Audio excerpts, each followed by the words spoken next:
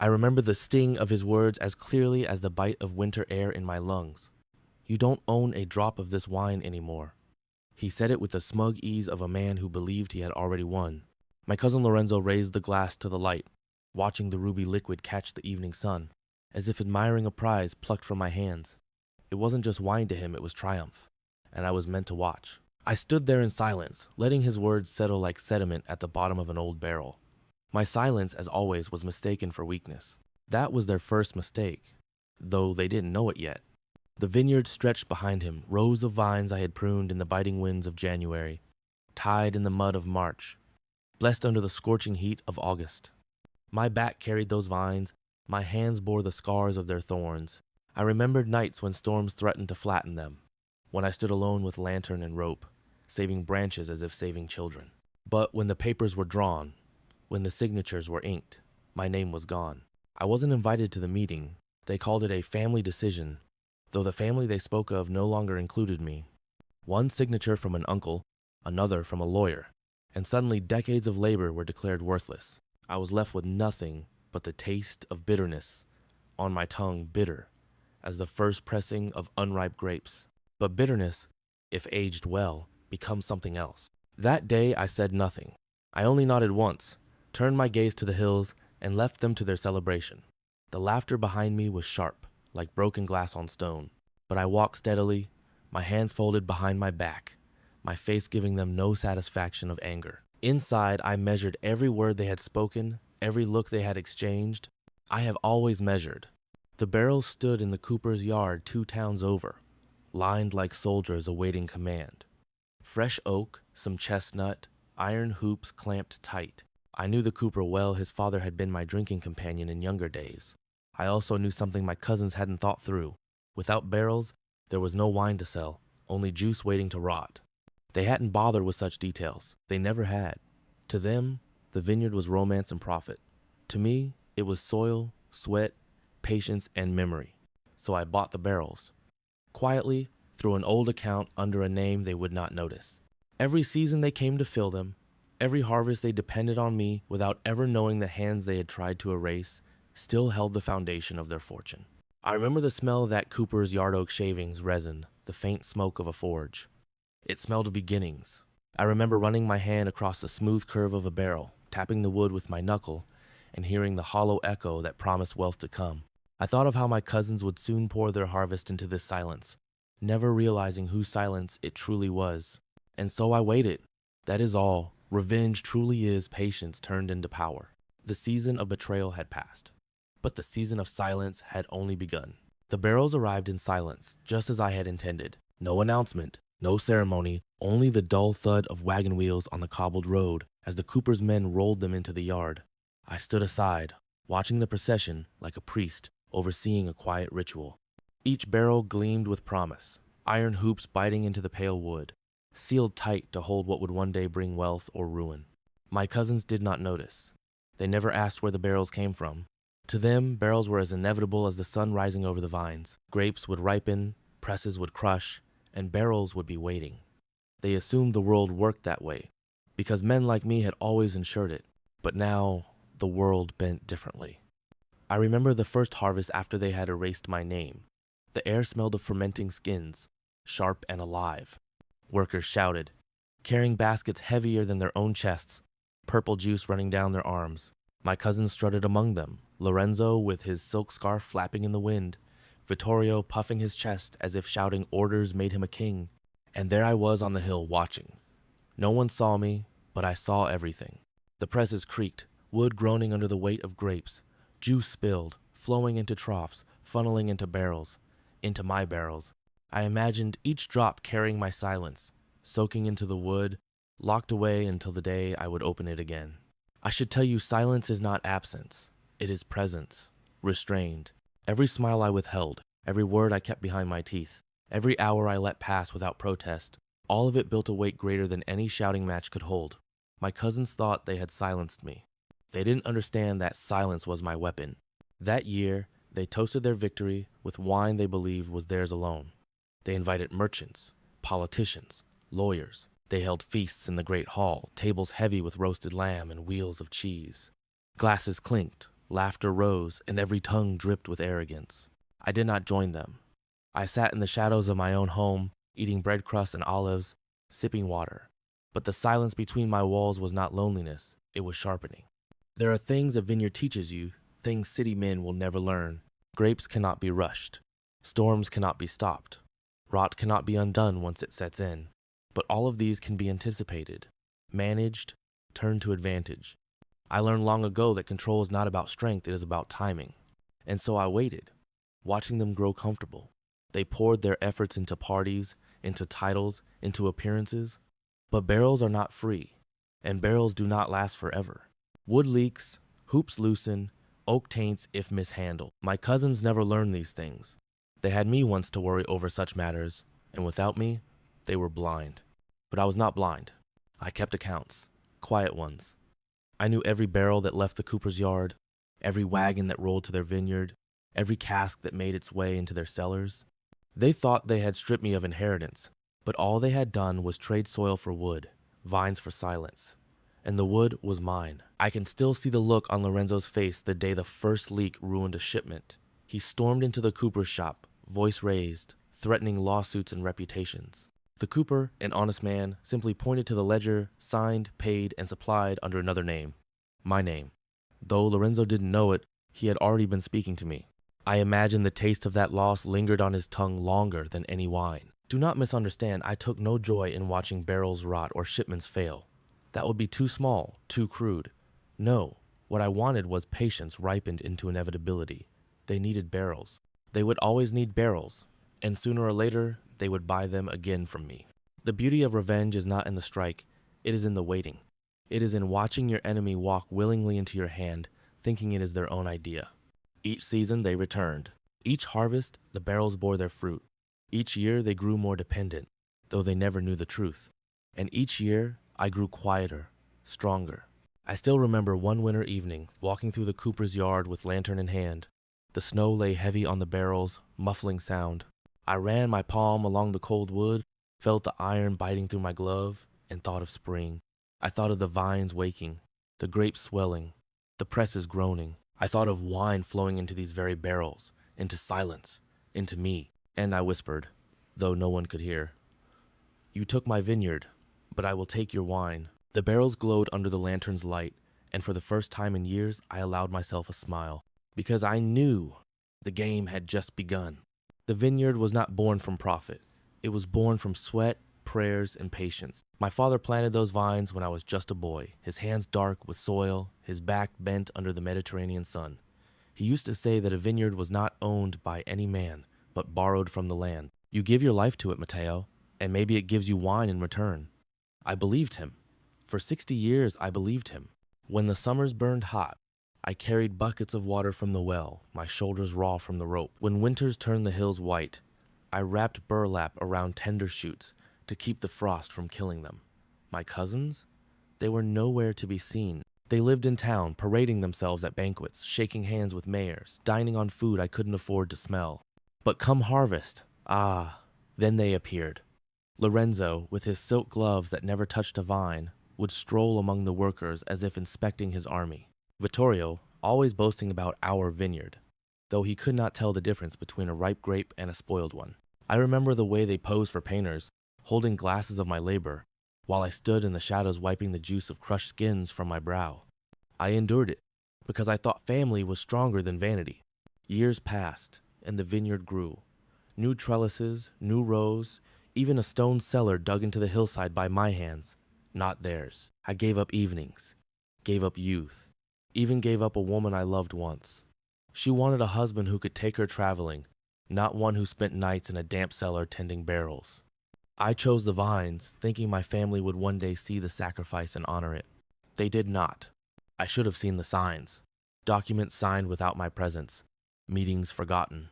Payments delayed until I was forced to cover them from my own pocket.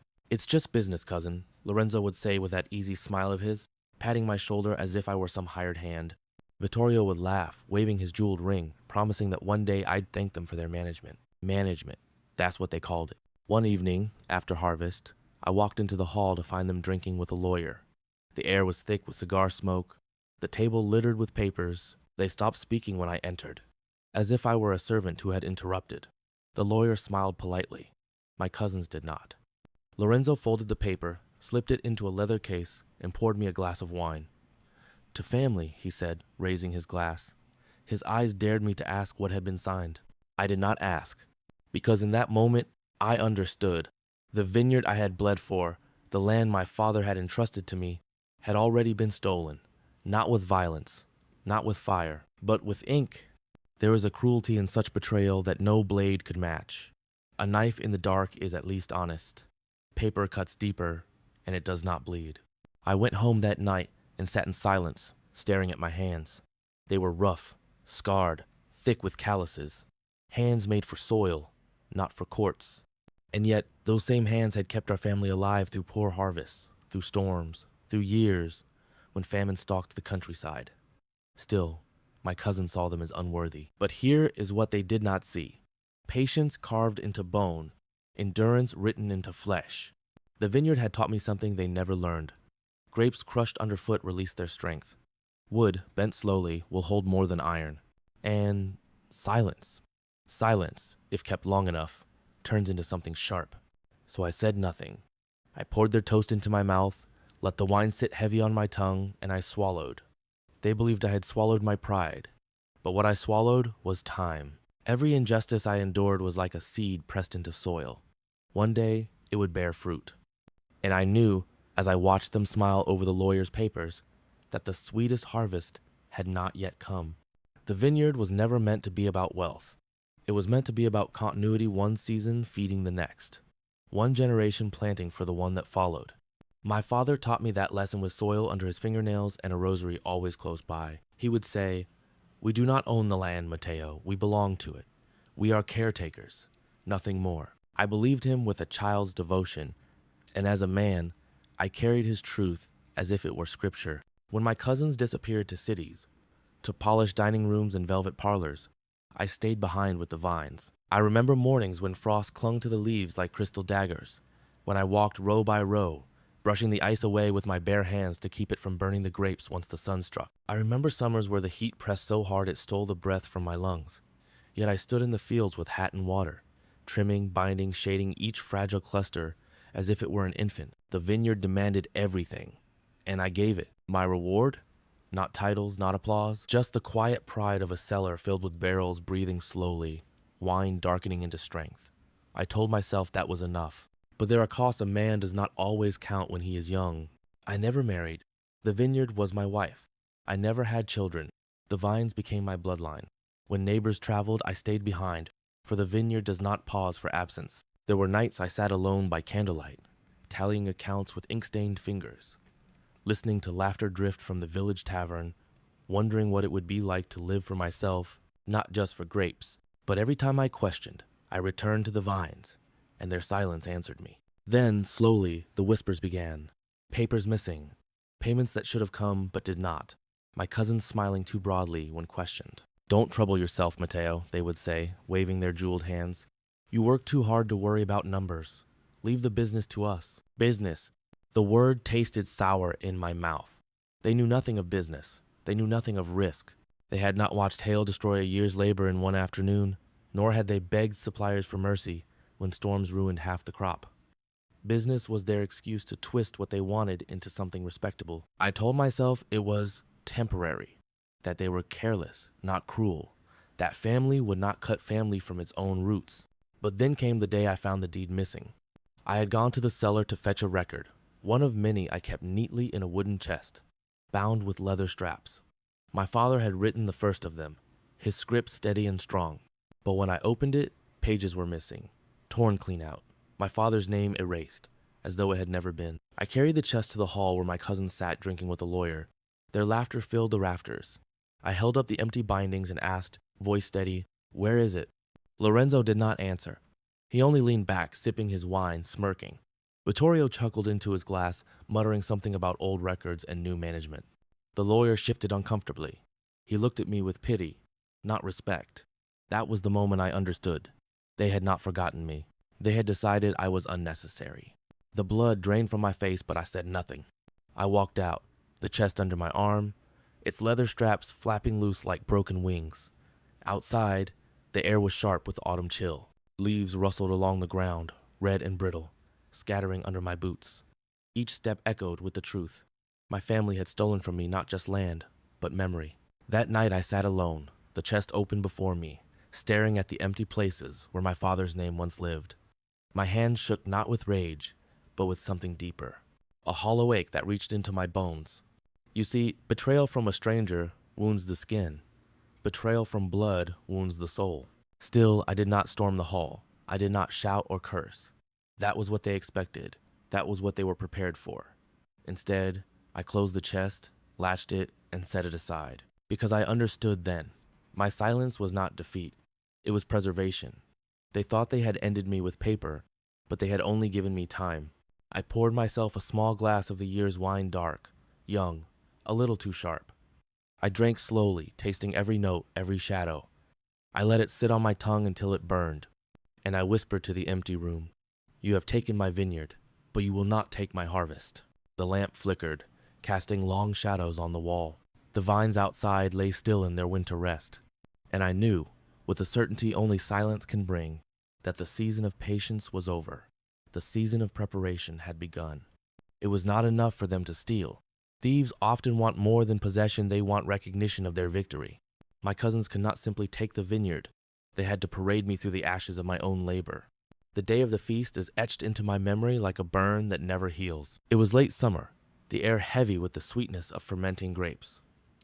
The harvest had been good that year, one of the finest in decades. The cellars swelled with barrels, the courtyards filled with wagons, and the workers sang as they loaded baskets into the presses. I should have been there, leading them. Instead, I was invited not as master, not even as kin, but as guest. When I arrived at the hall, lanterns blazed against the twilight. Musicians played at the gate, trumpets and fiddles echoing down the road. Servants rushed to and fro, carrying platters of roasted birds, wheels of cheese, trays of figs and almonds. My cousins had spared no expense not for the vineyard, but for their own pride. Inside, the long table stretched like a king's banquet. The mayor sat at the head, flanked by merchants from the city, men whose purses swelled with gold and whose tongues dripped with promises of trade. And at the center of it all were Lorenzo and Vittorio, smiling as though they had conquered nations. When they saw me, their smiles sharpened. "Matteo," Lorenzo called, raising his glass high. "At last you join us. Come, sit, taste the fruits of our vineyard." The word struck harder than any blow. Our vineyard, spoken before a hall of witnesses, as if history itself had always belonged to them. I sat at the far end of the table, the place reserved for those without importance. Servants poured wine into my cup, but none looked me in the eye. It was as if I had already been written out, as invisible as smoke in the rafters. The mayor lifted his glass and toasted. "To the Rinaldi brothers, whose stewardship has brought such fine wine to our tables."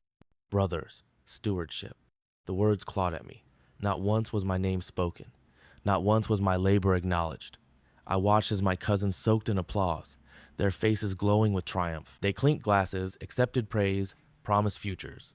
And me? I was a shadow at the edge of the firelight. At one point, a merchant leaned close to Vittorio and asked, "And the old caretaker? Does he still work among the vines?" Vittorio laughed. "Matteo? Oh, he's just a man who likes the soil. He was never much for business. We let him help now and then, but the vineyard has always needed stronger hands." The hall erupted in polite laughter.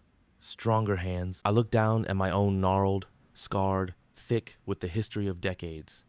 Stronger hands had not saved vines from frost. Stronger hands had not hauled stones to build cellars. Stronger hands had not bled on the thorns of the branches I had trained with patience. My hands had done those things. Mine and no other. But in that moment, none of that mattered. To them, I was erased. To the world, I was no one. I drank the wine they poured me. I let its heat spread through me, a fire that did not burn but simmered. And I smiled faintly, just enough for them to believe I had accepted their version of the truth. What they did not see was the silence hardening behind my eyes, because betrayal is not only what is taken, it is what is declared, and they had declared me dead while I still breathed. As the music swelled and the feast roared, I excused myself. No one noticed my absence. I walked out into the vineyard, the rows of vines dark and silent under the stars. I placed my hand on one post, feeling the rough grain of the wood, the strength it lent the vines, and I whispered as if the vines could hear, "They think I am gone, but I am still here." The air smelled of grapes and earth, of promise and patience. I breathed it in, and the ache in my chest turned into something else, something colder, sharper. That night, I did not sleep. I lay awake, staring at the ceiling beams of my house, counting each creak of the wood as the wind passed. And with each creak, I repeated to myself, wait, measure, strike when the time is ripe. Because if they had made me a ghost, then I would haunt them. And ghosts, you see, do not need vineyards. They need silence. They need time. And both I had in abundance. The feast should have ended with wine and song. Instead, it ended with humiliation. After the mayor's toast, after the merchants had their fill of lamb and laughter, Lorenzo rose with the arrogance of a man who believed the world bent to his voice. He tapped his glass with a silver knife, the hall falling to silence. Friends, he began, spreading his arms wide, tonight is not only about our harvest, it is about legacy. The Rinaldi vineyard has always been in the strongest of hands, and it shall remain so. Tonight we declare our intention to expand new fields, new barrels, new markets abroad. This is the future of our family name. The hall erupted in applause. Then he turned his head, his eyes sliding toward me at the far end of the table. And of course, he said, voice dripping with mockery, we must thank my cousin Matteo, who spent many years tending the soil. He paused, letting the words hang, the laughter already stirring in the room. Truly, he loved the dirt more than the wine. Without him, we might never have known how deeply a man could bury himself in mud. The hall roared. Even the mayor chuckled, though uneasily. Vittorio slapped the table, grinning like a fool. I felt the heat rise in my chest, but I did not move. My cup trembled only slightly in my hand. I raised it, swallowed the wine, and set it down. Come, Matteo, Lorenzo called, the crowd's laughter still simmering. Stand and take a bow for us. Show these men the hands of a true laborer. The word struck harder than the laughter.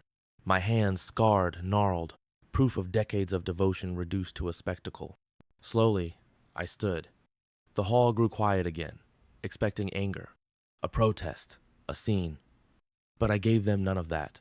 I simply held my hands up, palms outward, letting the firelight reveal every scar, every callus.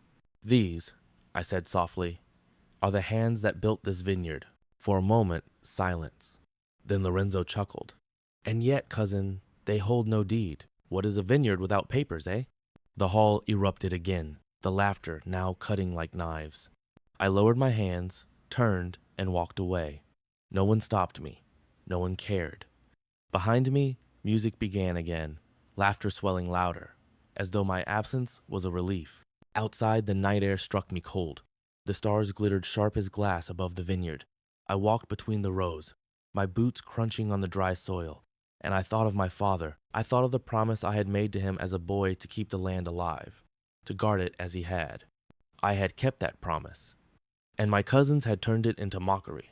I stopped before one of the oldest vines, its twisted trunk as gnarled as my own hands.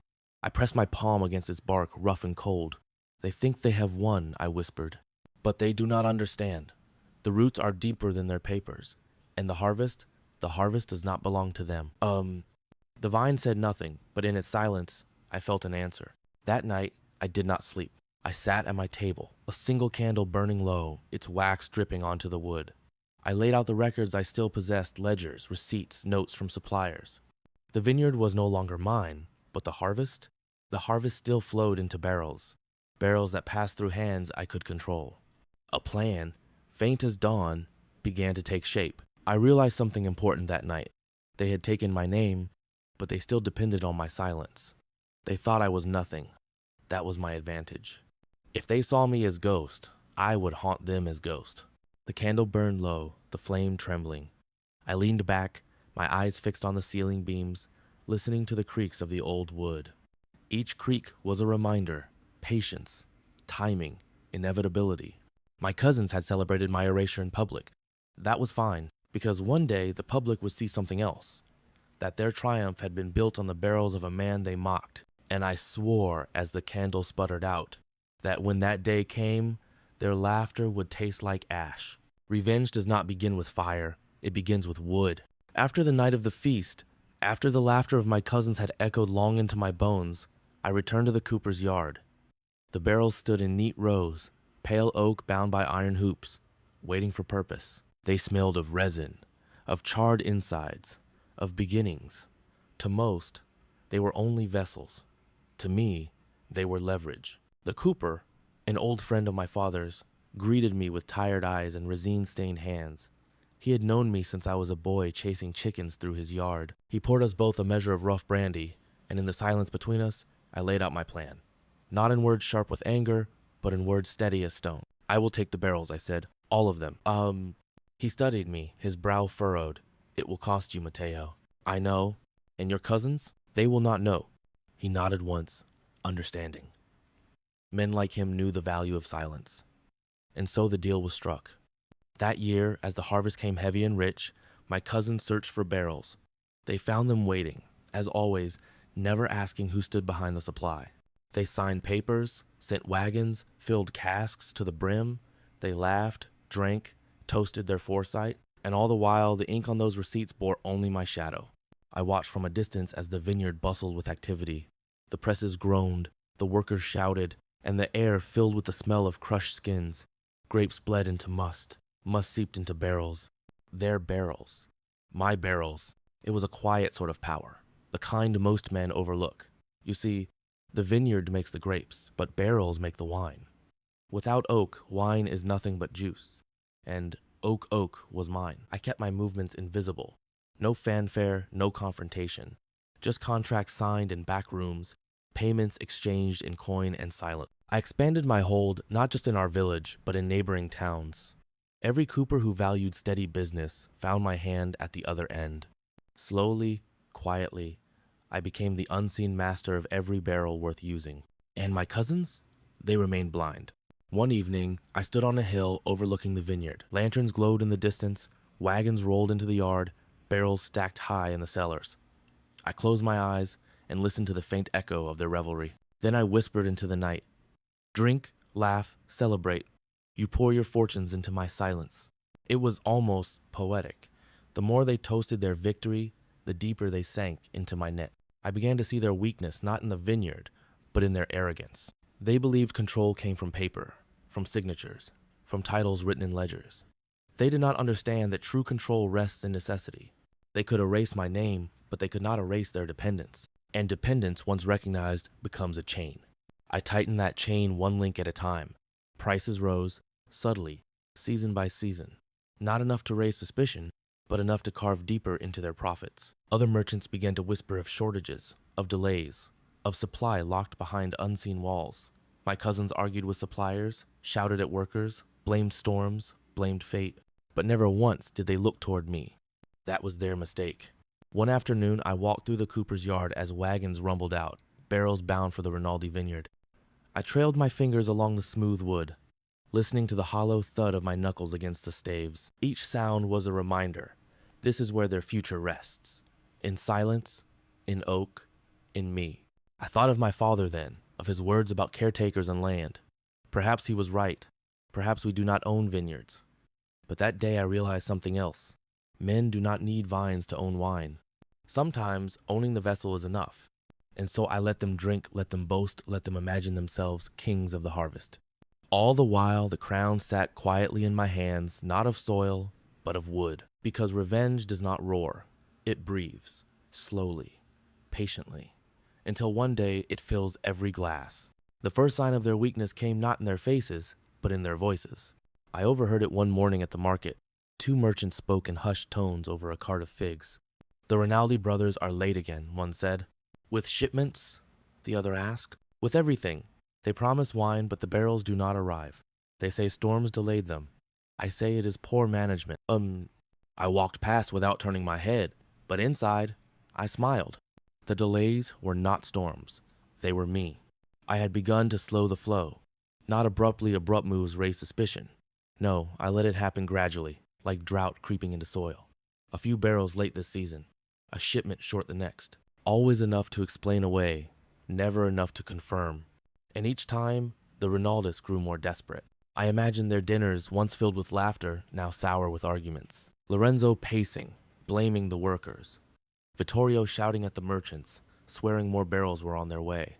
Their wives perhaps glancing at each other, whispering about thinning purses. I saw it in their clothes. Fewer silk scarves for Lorenzo. No new rings for Vittorio. Small signs, perhaps invisible to others, but not to me. The cooperatives, meanwhile, flourished. My contracts spread like roots under the soil. Town after town, cooper after cooper, they signed with me. Not because I was generous, but because I was steady. And steadiness is worth more than silver when men depend on barrels to carry their fortunes. Soon I held the strings of supply not just here, but across the region, and my cousins, blind as ever, were tangled in the net. They tried to compensate, of course. They boasted louder, entertained more, threw feasts with food they could barely afford. But I heard the whispers in the taverns. The Rinaldas are struggling. Their shipments are light. They cannot keep their word. Whispers spread faster than frost. And frost, once it touches, lingers. One evening, I stood outside the tavern door, listening to laughter spill into the street. Merchants mocked the Rinaldas openly now, imitating their pompous gestures, their promises. I did not laugh, but I let their words soak into me like rain into dry earth. Every word was proof. The plan was working. At home, I kept my silence. I ate my bread, my olives, my small meals by the fire. I poured myself one glass of wine each night, letting it rest in my mouth, tasting its weight. Their wine. My barrels. The irony was as sharp as steel. Still, I did not rush. Revenge is like wine it spoils if hurried.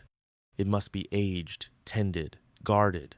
Every silence, every whisper, every missed coin in their purse was another season in the cask. Then came the day Vittorio himself knocked on the cooper's door. I watched from the shadows of the yard. He shouted at the men, demanded to know why his orders were late. The cooper, faithful as always, shrugged and pointed to ledgers. Orders placed, but supply thin. Nothing to be done. Vittorio stormed away, his face red with fury. He did not know the truth, that behind every ledger, every wagon, every barrel, my hand rested quietly. And I thought, as I watched him disappear down the street, you still drink to your victories, cousin. But every drop you taste is poured from my silence. The barrels in the yard gleamed in the late sun, rows upon rows stretching like soldiers awaiting command. I laid my palm on one, the wood cool beneath my skin. Soon, I whispered, because I knew the first cracks in their facade had appeared. And once cracks form, no wall, no vineyard, no fortune, no family can hold forever. The first real crack did not come from the vineyard. It came from the bank. I was in the square one morning, buying flour from a miller, when I saw Vittorio striding across the stones, his fine boots caked with dust. He was speaking too loudly, trying to drown the quiet, but the silence around him spoke louder than words. Two men from the bank walked beside him, their ledgers clutched like weapons. No, you don't understand, Vittorio barked. The harvest was lighter, yes, but the next will be stronger. We just need a little more time, a little more. The banker cut him off with a flat voice. Time does not ferment into profit, Signore Rinaldi. The square was busy, but I swear every ear leaned closer. Even the miller's hands stilled on his sacks. Vittorio's face burned red as he tried to wave it off, but the damage was done. The whispers spread before he had even crossed the fountain. The Rinaldas were in debt. Debt, like rot, creeps quickly once it takes root. Soon after, I noticed fewer wagons leaving their yard. Merchants grumbled of delays. Some stopped ordering altogether. Others demanded lower prices, their voices dripping with pity disguised as business. I kept walking, kept silent, but I watched it all. Their barrels still filled, their presses still groaned, but the wine no longer left as swiftly. It lingered, unsold, a harvest growing stale in cellars too dark, too damp. At the tavern, the laughter had changed. Where once men toasted the Rinaldi success, now they joked about their losses. One merchant mimicked Lorenzo's pompous strut, another imitated Vittorio's booming voice. The room roared with amusement. I sat in the corner, my glass in hand, saying nothing. But inside, I tasted something sweeter than wine. One evening, I heard their quarrel spill from the hall as I passed by.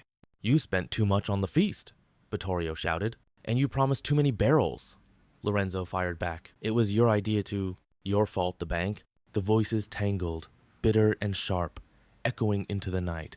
Servants slipped out quietly, their faces pale. Even they could sense it. The house of Rinaldi was cracking. Yet still, my cousins did not suspect. They blamed storms, workers, bad luck.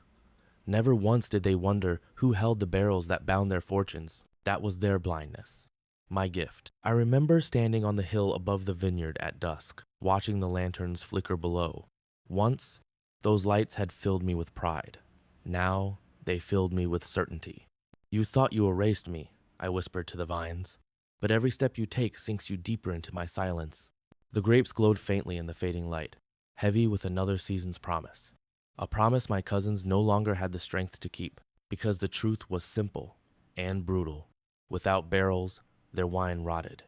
Without wine, their debts grew. And without honor, their names withered. And all three belonged, quietly, to me. By autumn, the cracks in their fortune had widened into chasms. I saw it first in their clothes. Lorenzo, once draped in silk scarves and fine jackets, now wore wool that frayed at the cuffs. Vittorio's rings disappeared one by one, pawned quietly to men who never gave him fair value. They still walked with puffed chests, but the shine was gone. Even arrogance, when hungry, begins to look like desperation. In the marketplace, whispers turned into open mockery. The mighty Ronaldus begging for credit, a baker muttered to a butcher. They promised me 3 barrels last month, another merchant said, and delivered none. Empty mouths, empty wagons. One laughed. Maybe they drank it themselves. The laughter spread, not cruel at first, but certain. A laughter that comes when men sense blood in the water. I watched from a distance, buying my bread and salt as I always did, quiet, unremarkable. Yet I listened to every word. The bank pressed harder. I saw their notices nailed to the door of the vineyard hall, the paper fluttering in the wind like tattered flags of surrender. Passers-by stopped to read, to smirk, to shake their heads. Once that hall had been a place of pride. Now it was a spectacle of shame. And at night, the quarrels grew louder. Servants whispered that Vittorio had overturned a table in rage, shouting that Lorenzo had gambled away their last reserves. Lorenzo, in turn, screamed that Vittorio had promised shipments he could never fulfill. The walls of their house shook with curses. Neighbors heard. Neighbors spoke. Did you hear the Rinaldis fight again? They'll lose the vineyard before winter. They should never have pushed out Matteo. That last line came to me on a cold evening, drifting from 2 old men sitting by the fountain. They spoke it softly, but the words burned brighter than any torch. They should never have pushed out Matteo. The tide of opinion was turning. For years, they had erased me from every feast, every toast, every document. But now, in their collapse, people remembered. They remembered who had walked the rows at dawn, who had saved vines in storm and frost, who had carried the vineyard on his shoulders when others had vanished into city halls. The silence that once erased me now began to speak.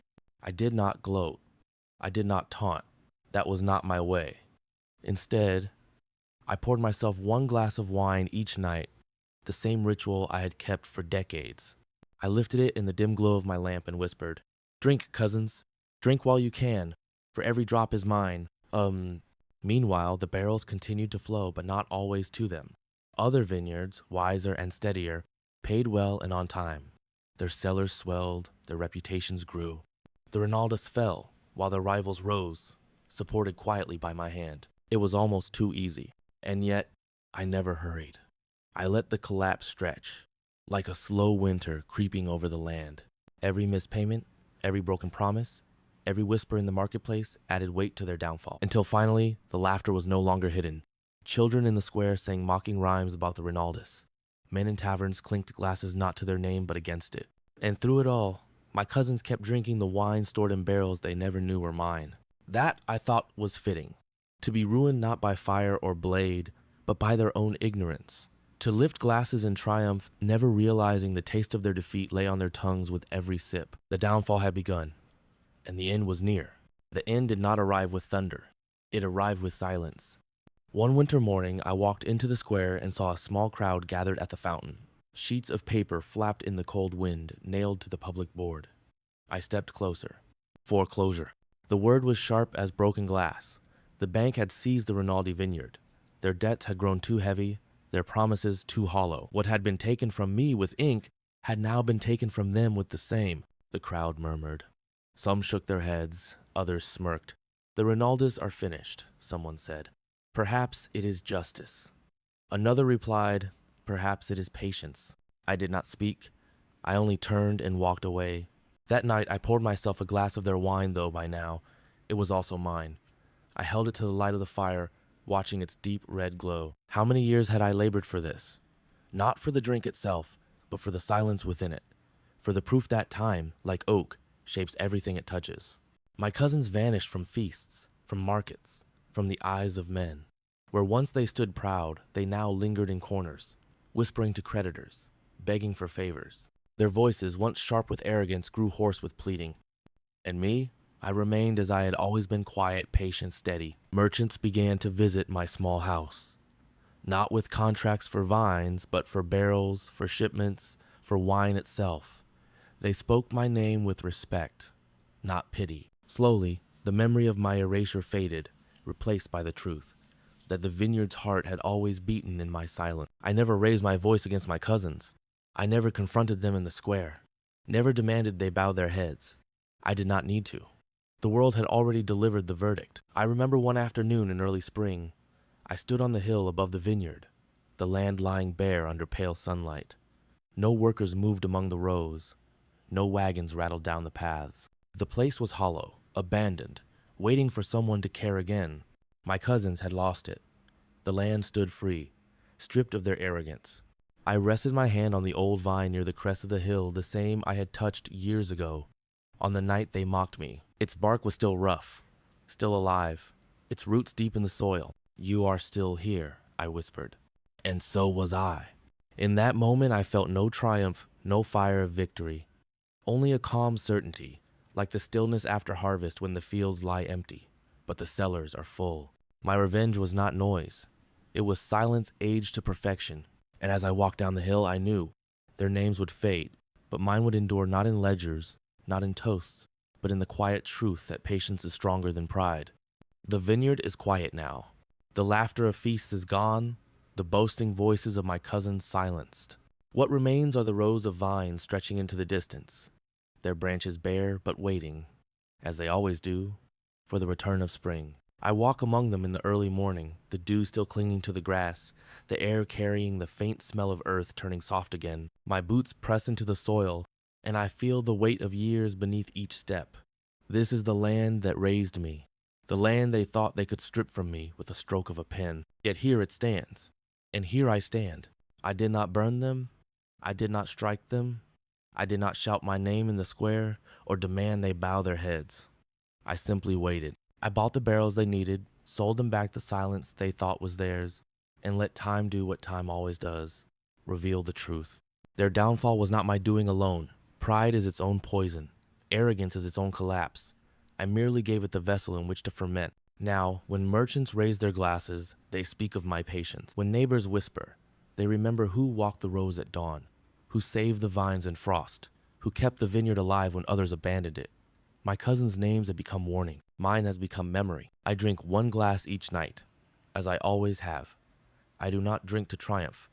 I do not drink to spite. I drink to silence the silence that endured longer than their noise, the silence that turned bitterness into strength. And as the wine rests on my tongue, I think of my father. We do not own the land, Mateo. We belong to it. He was right. The vineyard was never truly mine nor theirs. It belonged to time, to patience, to those who gave themselves to it without vanity. In the end, my cousins lost because they sought to own what could never belong to them. I waited.